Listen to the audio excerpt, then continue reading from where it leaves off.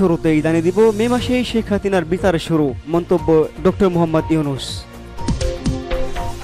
এদিকে নির্বাচনের রোডম্যাপ ঘোষণা না দেওয়ায় মাঠে নামছে বিএনপির 3 অঙ্গ সংগঠন। জানিয়ে দিব জুলাই শহীদ কন্যা ও আসিয়ার ধর্ষণের বিচার নিয়ে আসিফ নজরুলের পোস্ট।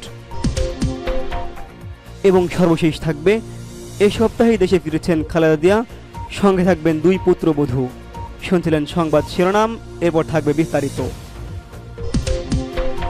শুরুতেই জানিয়ে দিব মে মাসেই শেখ হাসিনার বিচার শুরু হবে, মন্তব্য ডক্টর মোহাম্মদ ইউনূসের। জুলাই আগস্ট গণহত্যা মামলায় ক্ষমতাচ্যুত প্রধানমন্ত্রী শেখ হাসিনার বিচার মে মাসের শুরুতেই শুরু হচ্ছে বলে জানিয়েছেন অন্তর্বর্তী সরকারের প্রধান উপদেষ্টা অধ্যাপক ডক্টর মোহাম্মদ ইউনূস। কাতার ভিত্তিক সংবাদ মাধ্যম আল জাজিরার সাক্ষাৎকারমূলক এক অনুষ্ঠানে তিনি একথা জানান। রবিবার 27 এপ্রিল আল জাজিরার বৈশ্বিক নেতাদের সাক্ষাৎকারমূলক অনুষ্ঠান টক টু আল জাজিরায় Mohammad Yunus real reform of just new ruling class in Bangladesh. এ জুলাই বিপ্লব সাবেক প্রধানমন্ত্রী শেখ হাসিনা ভারতে পালিয়ে যাওয়া, তার সরকারের দুর্নীতিসহ বিভিন্ন বিষয় নিয়ে কথা বলেন ডক্টর ইউনূস। শেখ হাসিনার বিচার প্রসঙ্গে প্রধান উপদেষ্টা বলেন, জুলাই আগস্ট সংগঠিত গণহত্যা ও মানবতা বিরোধী অপরাধের ঘটনায় শেখ হাসিনার সংশ্লিষ্টতা জাতিসংঘের তদন্ত প্রতিবেদনে উঠে এসেছে। সেই ভিত্তিতেই মে মাসের শুরুতে আনুষ্ঠানিকভাবে তার বিচার প্রতিক্রিয়া শুরু হতে যাচ্ছে। সাক্ষাৎকারে উপস্থাপক ডক্টর ইউনূসকে প্রশ্ন করেন, এটি কি বলা ঠিক যে শেখ হাসিনার পতনের পরের মধুচন্দ্রিমা এখন সম্ভবত শেষ হয়েছে? কিছু বেশ বড় চ্যালেঞ্জ রয়েছে যেগুলো সুনির্দিষ্ট জবাব আপনাকে দিতে হবে, কারণ পুরনো ক্ষমতাধরদের প্রভাব রয়েছে। অন্যরা রাজনৈতিক শূন্যতাকে কাজে লাগাতে চাইতে পারে, যেমন লাখ লাখ রোহিঙ্গা শরণার্থী রয়েছে। এর সমাধান কি বাংলাদেশ একা করতে পারে? জবাবে অধ্যাপক ইউনূস বলেন, 2টি বিষয়ে, একটি জনগণের অধৈর্য নিয়ে, যা মধুচন্দ্রিমা শেষ হোক বা না হোক, বাংলাদেশের পরিস্থিতি দেখে মানুষ মনে করে অন্তর্বর্তী সরকার এখনও তাদের জন্য ভালো সমাধান। তারা বলছে না অন্তর্বর্তী সরকারকে যেতে দাও, আজ আমাদের নির্বাচন, কেউ তা বলেনি। এই দিকেই আমরা যাচ্ছি। আমরা এমন কোনো সমস্যার মুখোমুখি হইনি যেখানে লোকেরা বলছে যত তাড়াতাড়ি সম্ভব তাদের হস্তান্তর করো। অন্যদিকে রোহিঙ্গা একটি সম্পূর্ণ পৃথক বিষয় উল্লেখ করে তিনি আরও উল্লেখ করেন, আমরা আন্তর্জাতিক সংস্থা জাতিসংঘের সঙ্গে রোহিঙ্গা সমস্যা নিয়ে কাজ করছি এবং এই লোকেরা যাতে নিরাপদে বাড়ি ফিরে যেতে পারে তা নিশ্চিত করার কাজও করছি। আমাদের চিন্তা হলো কিভাবে বাংলাদেশ ও মিয়ানমারের মধ্যে কিছু বোঝাপড়া তৈরি করা যায় যাতে রোহিঙ্গারা তাদের নিজেদের বাড়িতে ফিরে যেতে পারে এবং নিরাপদ পুনর্বাসন করতে পারে। এদিকে নির্বাচনের রোডম্যাপ ঘোষণা না দেওয়ায় মাঠে নামছে বিএনপির 3 অঙ্গ সংগঠন। স্বৈরাচারী শাসনের জাতাকলে ভোটাধিকার প্রয়োগ থেকে বঞ্চিত হয়েছে দেশের তরুণ প্রজন্ম। লক্ষ লক্ষ তরুণ যুবক ভোট দিয়ে জনপ্রতিনিধি নির্বাচনের অপেক্ষায়। বেশিরভাগ রাজনৈতিক দলগুলো চাওয়া প্রায় অভিন্ন, সেটি হতে দ্রুত সম্ভব নির্বাচন দিয়ে দেশে নির্বাচিত সরকার প্রতিষ্ঠা করা। কিন্তু অন্তর্বর্তী সরকারের পক্ষ থেকে এখনও নির্বাচনের রোডম্যাপ ঘোষণা করা হয়নি। এই নিয়ে ক্ষোভ বাড়ছে রাজনৈতিক দলগুলোর মধ্যে। দ্রুত নির্বাচনী রোডম্যাপ ঘোষণা সহ বিভিন্ন দাবিতে মাঠে নামতে যাচ্ছে বিএনপির 3 অঙ্গ ও সহযোগী সংগঠন। সেগুলো হচ্ছে জাতীয়তাবাদী যুবদল, স্বেচ্ছাসেবক দল ও ছাত্রদল। ঢাকাসহ দেশের বিভাগীয় পর্যায়ে তারুণ্যের সমাবেশ করবে 3 সংগঠনের নেতাকর্মীরা। আগামী সপ্তাহের মধ্যে এই সমাবেশ শুরু করবে যুবদল, স্বেচ্ছাসেবক দল ও ছাত্রদল। 7ই মে চট্টগ্রাম থেকে এই কর্মসূচি অনুষ্ঠিত হওয়ার শুরুর কথা রয়েছে। দেশের তরুণ ও যুব শ্রেণীর সমর্থকদের টানতেই এই উদ্যোগ নিয়েছে সংগঠনের শীর্ষ নেতারা। এইসব সমাবেশ থেকে তরুণ সমাজকে উজ্জীবিত ও ভোটার অধিকার গণতন্ত্র রক্ষার আহ্বান জানাবে।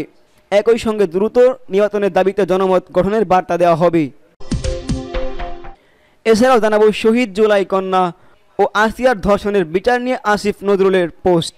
পটুয়াখালীর দুমকিতে জুলাই শহীদ কন্যার ধর্ষণের শিকার হয়ে আত্মহত্যা ও মাগুরায় শিশু আসিয়াকে ধর্ষণের পর হত্যার বিচার দ্রুত সময়ের সম্পন্ন করার আশাবাদ ব্যক্ত করেছেন অন্তর্বর্তীকালীন সরকারের আইন, বিচার ও সংসদীয় বিষয়ক মন্ত্রণালয়ের উপদেষ্টা ডক্টর আসিফ নজরুল। রবিবার 27 এপ্রিল রাত 1টার দিকে তার ভেরিফাইড ফেসবুক এক পোস্টে এমন মন্তব্য জানান তিনি। পোস্টে শহীদ কন্যার ধর্ষণের বিচার নিয়ে আসিফ নজরুল লেখেন, জুলাই গণ আন্দোলনে একজন শহীদের মেয়ে ধর্ষণের শিকার হয়ে আত্মহত্যা করেছেন। পটুয়াখালীর দুমকিতে গ্রামের বাড়িতে বাবার পাশে তাকে দাফন করা হয়েছে। এই গভীর বেদনাময় ঘটনা আমাদের স্তব্ধ করেছে। আমরা যত দ্রুত সম্ভব এর বিচার করব। তিনি আরও জানান, এই পৈশাচিক ধর্ষণের ঘটনায় অভিযুক্ত 2 আসামি গ্রেপ্তার হয়েছে এবং বন্দী আছে। আসামিদের জামিনের খবরটি ভুল। তাদের ডিএনএ স্যাম্পল নেওয়া হয়েছে। পুলিশের সর্বোচ্চ কর্তৃপক্ষের কাছে খোঁজ নিয়েছি। তারা অল্প কয়েকদিনের মধ্যে চার্জশিট দেবেন বলেছেন। এরপরে বিচার শুরু হবে। সংশোধিত আইন অনুসারে বিচার শুরুর 90 দিনের মধ্যে রায় প্রদান করার বাধ্যবাধকতা রয়েছে। তবে ডিএনএ স্যাম্পল অনুকূল থাকলে এর অনেক আগেই বিচার শেষ হওয়ার কথা হয়েছে।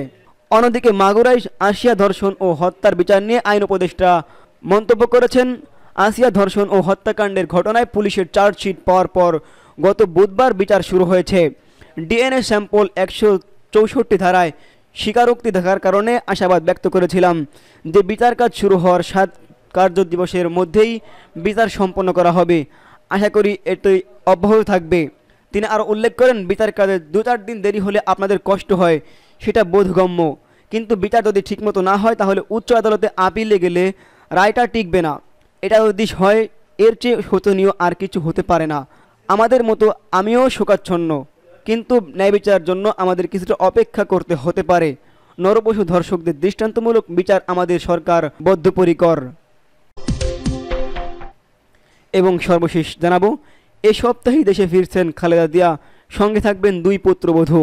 সবকিছু ঠিক থাকলে চলিত মাসেই লন্ডন থেকে ফিরছেন বিএনপির চেয়ারপারসন ও সাবেক প্রধানমন্ত্রী খালেদা জিয়া।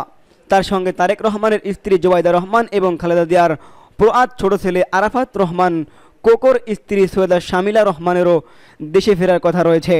সূত্র জানায়, বর্তমান যুক্তরাজ্যে বড় ছেলে তারেক রহমানের বাসায় চিকিৎসাধীন সাবেক প্রধানমন্ত্রী খালেদা জিয়ার পূর্ণাঙ্গ স্বাস্থ্য পরীক্ষা চলছে।